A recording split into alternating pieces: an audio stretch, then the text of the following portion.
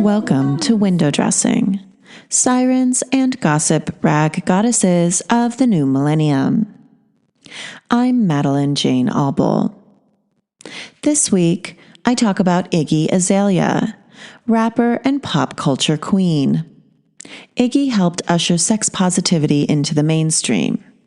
She cites Lil' Kim and Britney Spears as women who she grew up listening to and watching, whose ownership over their sexuality inspired her. It's hard to think of a combo that describes Iggy better than Kim and Brit. Iggy, real name Amethyst Amelia Kelly, is a rapper who came to the United States, specifically Miami, at age 16 from Australia. She is white, which became a big talking point in her career.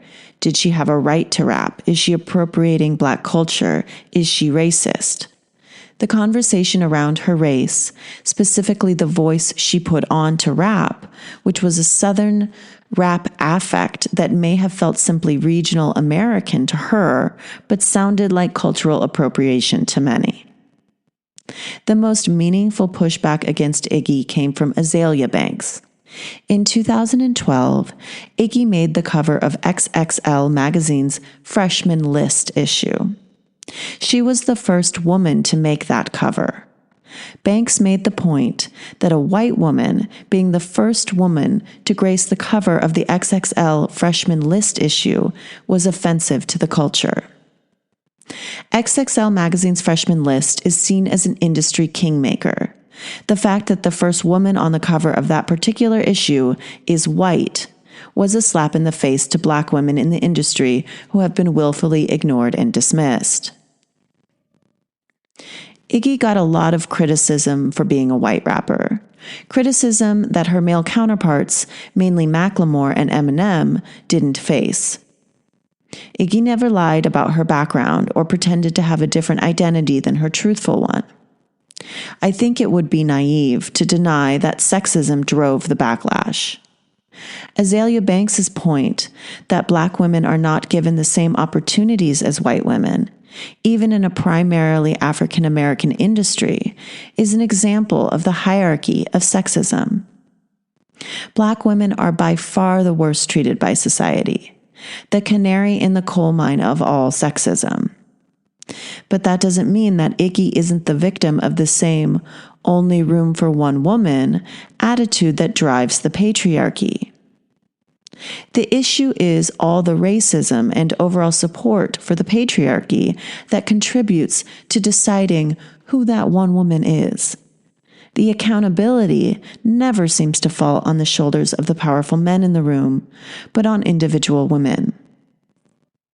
The controversy around Iggy's body plagued her throughout her career.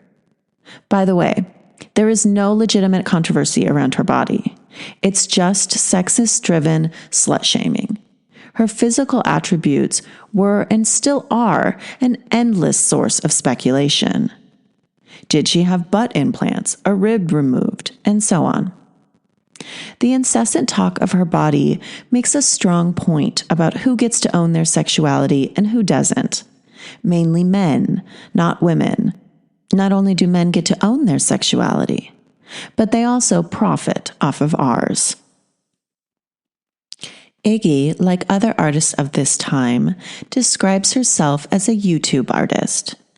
She utilized MySpace and YouTube and was able to craft an image and build a brand with minimal interference, at least initially. That same drive to be in control would later influence her innovative use of OnlyFans as a platform for a visual arts project.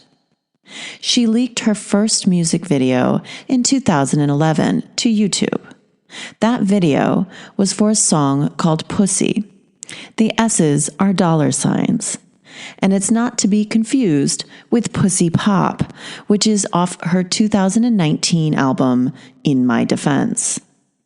The video and song set the tone for the sex positivity and film reference points to come in her career.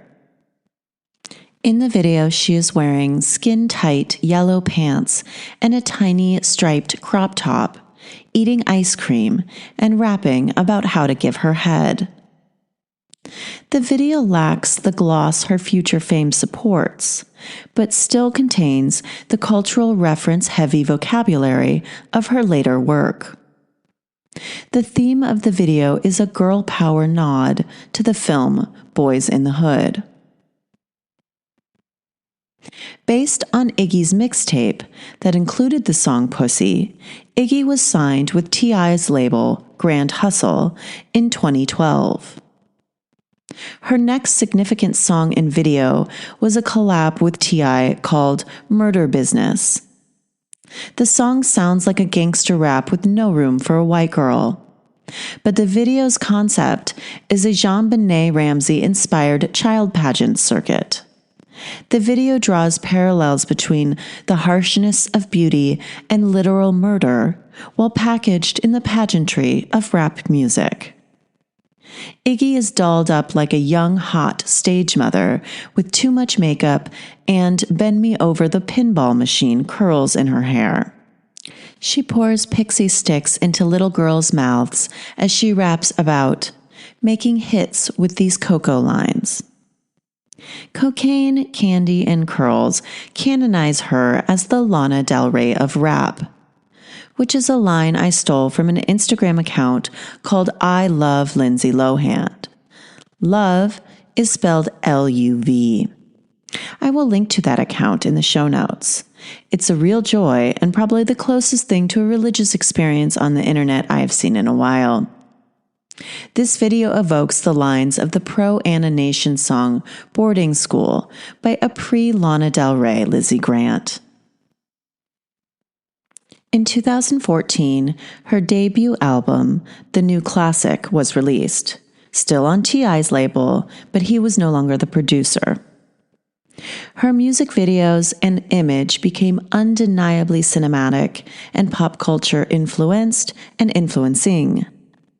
Her really big hit off that album was Fancy, which featured Charli XCX. The video was a Clueless homage, where she plays Cher, Alicia Silverstone's character from the 1995 film.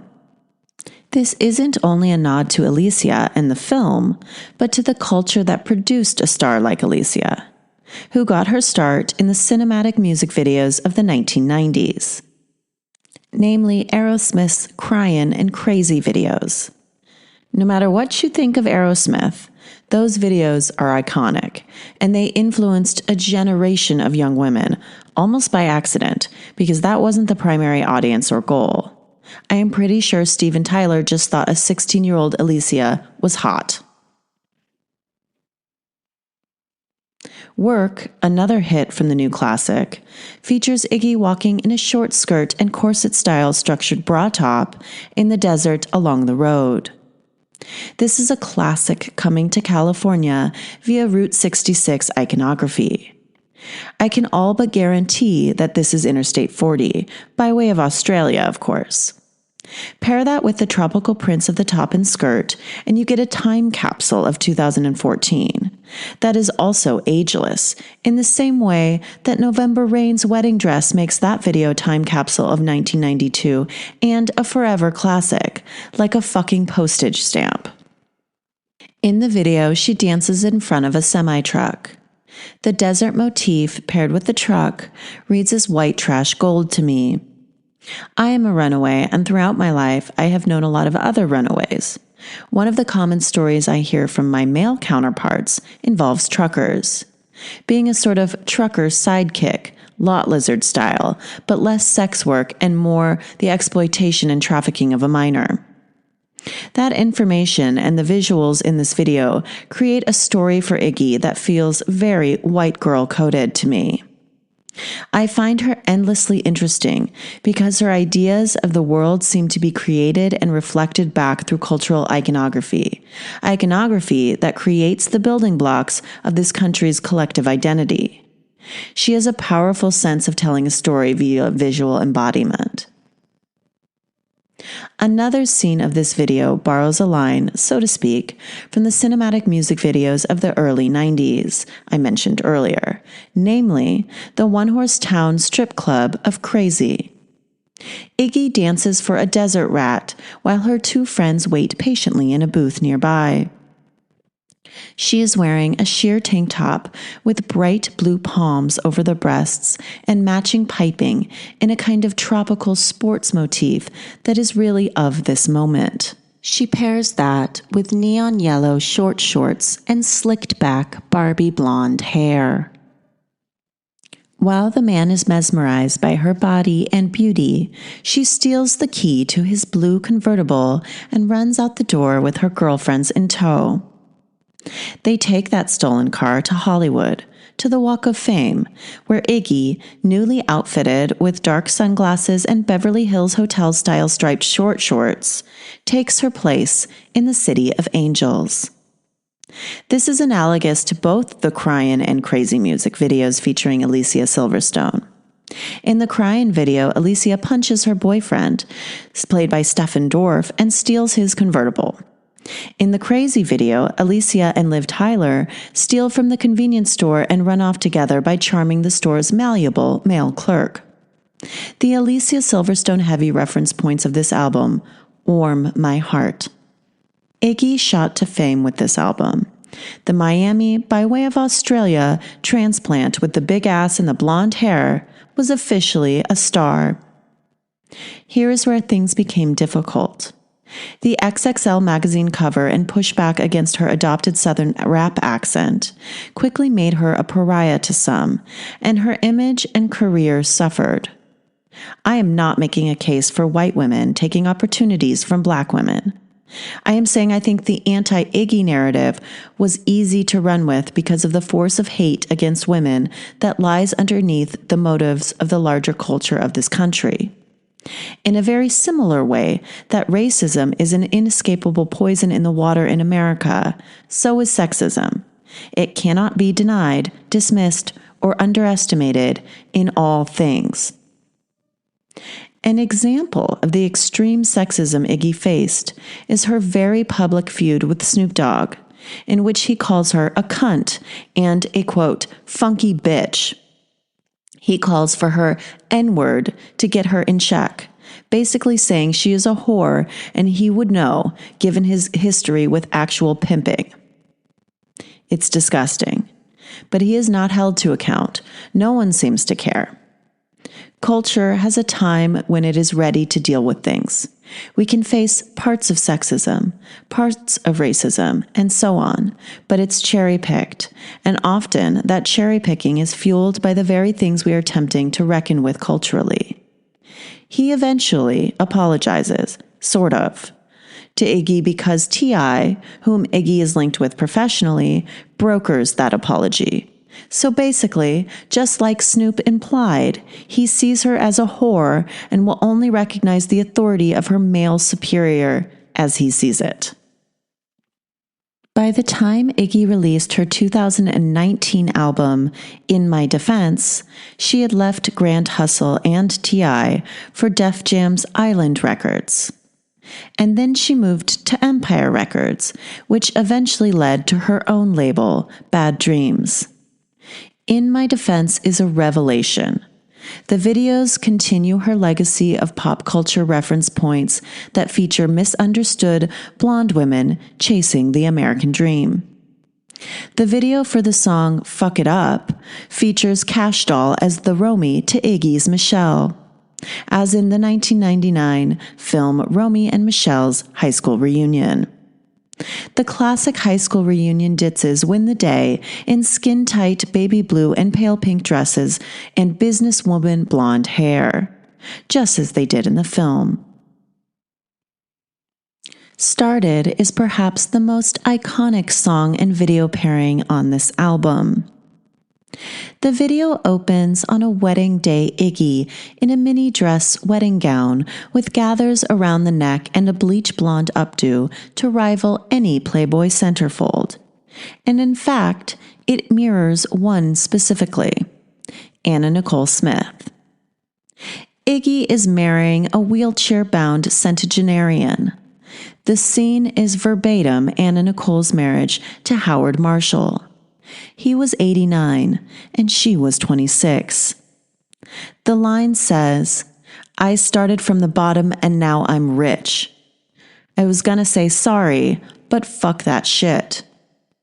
This particular bit of justified rage, when paired with the Anna Nicole-esque visuals, tells a story of exploitation reversed. Given that Anna Nicole died when she was 39, it is especially potent to highlight the imagery of her marrying a near-dead rich man.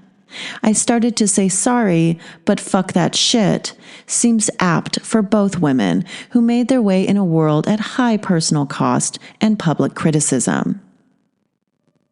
Another sampling from this album is the famous nursery rhyme turned classic cheerleader tune, Sally Walker. This song was featured in the film Nora recently, and it is what reminded me of Iggy again and led to this episode. The video is a New Orleans-style funeral with devastating fits, umbrellas, and a queer positive bent that is carried throughout. Iggy is wearing a faux tattooed sheer bodysuit a la Ed Hardy by way of the bayou, with a red veil held on by a red cowboy hat. Her scarlet letter moment speaks loudly. She is twerking on top of the hearse in a fuck you to the world that would have seen her dead and buried for her sexuality. Speaking of her sexuality and her body specifically, one particular body part has been a mainstay of the controversy that follows her. She has a wonderfully decadent figure, tiny waist, wide hips, big butt. She's beautiful. This, for the most part, seems to be the body she was born with, a body she is proud of and feels sexy in. Still, it also seems to be the only thing the press cares about, whether or not she has the right to own her body, what is real and what isn't, and if she should be paid for the commodification of it, or thank men for pocketing that particular revenue stream. The culture okays the exploitation of women's bodies, as long as they are not reveling in or profiting from it themselves. Iggy was a loud voice in changing the narrative around who the whore is in the cultural exchange between profits and female sexuality. In 2018, a year before In My Defense came out, Iggy started dating Playboy Cardi. They had a child together in 2020. Iggy is raising that child alone. She named him Onyx, as a callback to her own semi-precious gemstone name, Amethyst. Iggy has spoken publicly about the toxic nature of the relationship, which I applaud her for. It is really important to tell your truth if you can do so without being injured. She has received pushback for speaking publicly about her baby's father, but I would point to one particular comment that she made in defense of her criticism of him. She said on the podcast High Low with Emrata in a 2023 interview, "I will never let my son see this, because I don't want him to see someone talk to me this way, because I don't want him to ever learn this. I don't want him to be exposed to this." The "this" she is talking about is abuse, verbal at the very least. She is saying she doesn't want her son to learn how to verbally abuse women, and she refuses to play into the lie that protecting her son means staying with her abuser. There are many young men out there who grew up with families they would call happy, where their fathers screamed at their mother. Those boys often grow up to be abusers. Iggy didn't only take responsibility for her child's care, she took accountability for the protection of women her son would have contact with in the future. This should not all fall on the mother. Men need to be held accountable by society to right this egregious wrong. But fortunately, in the absence of that, we have bad bitches like Iggy Azalea. I want to be clear that I'm not trying to shame any woman who has been unable to leave her abuser with or without children. I do want to acknowledge the endless ripple of positivity created in the world when a woman can leave. If we can learn to collectively hold men accountable for hurting women, that means not looking the other way, not continuing to be cordial, but actually holding them to account for shaming, yelling, hitting, and gaslighting women, we might start to have a better world. I believe that the first step is acknowledging women's anger as valid and informative, instead of shooing it away or refusing to witness it at all. Just a suggestion to the male audience, and a whole hell of a lot of women, who also shame women for speaking their truth. This just happened to me. I was accused of defaming my ex-boyfriend, who was horribly abusive, manipulative, and endlessly cruel to me. When he wouldn't stop in his efforts, I spoke publicly about what I was experiencing, in part to protect myself against going crazy, and in part to protect others who might experience the same treatment at his hands or another's hands. It is absolutely bewildering to me how a woman could try to silence another woman from speaking about what happened to her. But that is what it is to live in a patriarchy. It's disgusting and abhorrent and actually keeps me up at night. My silence is not a given, and I promise I will not be protecting any man in the face of criticism from women or men who aim to protect abusers. Iggy released one more album before deciding to leave music altogether. That album is aptly titled End of an Era.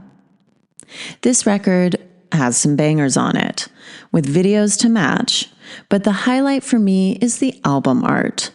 The cover features a glamorous blonde, wavy-haired Iggy atop a pool floaty, surrounded by the corpses of men bobbing like apples in the pool. Kudos, bitch, I love this.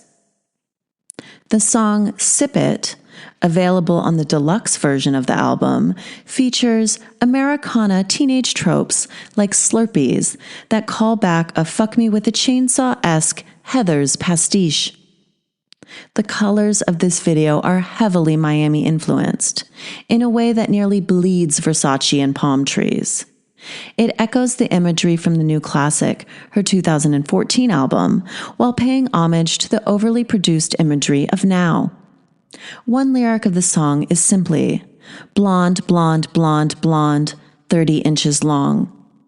The performative homage to Hollywood starlets and Donatella Versace alike is genius. All inside a stripper pole outfitted gas station. She is a modern-day femme fatale, except instead of being punished, she is being paid, and I am all in. Depending on who you ask, she left music because she was pushed out or because she grew out of it. I tend to think it's the latter. Rap music has a shelf life. It's a young person's game. And while I think the rage and confidence inherent in the genre is a necessary nutrient for young women to grow and thrive, there isn't a whole lot of room for women over 35 in the industry as of now. Iggy moved on to other projects where she could have more control over all aspects of the work. She extended her artistry and her wealth with an art project she started in partnership with OnlyFans, using the platform as the medium for a project called Hotter Than Hell. It includes visuals and music in what she described as a multimedia art project, which she has full creative control of. No one gets paid more directly than a woman on OnlyFans. I was unable to see the project or the imagery in full. She closed the page on OnlyFans for the project about 6 months ago. I have seen the trailer for Hotter Than Hell. It reads like a camcorder filmed Madonna's erotica-esque behind-the-scenes look at a curated Iggy for the internet age. The entire aesthetic and location of the work make the point that no one else gets to profit off of her before she does. She released music on this platform as well, including the sneak peek of the song Money Come, which came out in 2023. She has now shifted off of OnlyFans onto another platform as a mode to carry on highly lucrative chats that she has come to enjoy. She got a lot of pushback for this OnlyFans collaboration, which included the popular criticism of she must be broke if she's doing porn. It is worth noting that there is a difference between sex on camera and racy nude photographs and videos. Iggy, in classic sex positivity in her bones fashion, was bewildered by this reaction. She said, I made record labels so much money off my body. I made a lot of people so much money off my body. And I got the smallest cut off my own fucking body and my own work and my own ideas. And I don't think I have to say sorry about the fact that I want to commodify my own shit. It's been commodified, and I wasn't even the main fucking benefactor of it. So fuck this.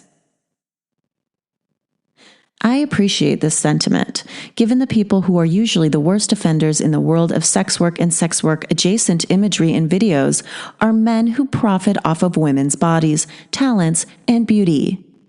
The director of burlesque or any other kind of performance, the boyfriend encouraging his girlfriend to do chatterbait-esque porn, and the man claiming access to porn discourages rape.